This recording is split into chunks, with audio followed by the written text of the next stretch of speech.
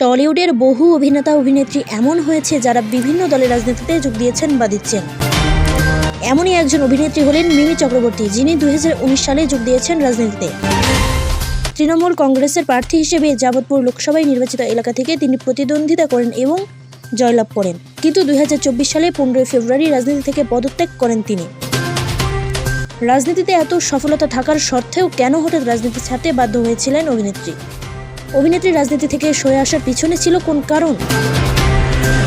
সম্প্রতি এক সাক্ষাৎকারে সে অজানা রহস্য জানালেন মিমি বলেন, রাজনীতি থেকে সরে এসে সত্যি এখন অনেকটা রিলিফ লাগে।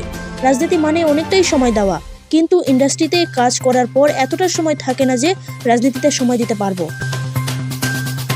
আমাকে আবার বাড়িটাও দেখতে হয়, আমার মা বাবাকেও দেখতে হয়, আছেন কাজ করে দেওয়ার জন্য, কিন্তু ব্যাপারটা একদম তা নয়।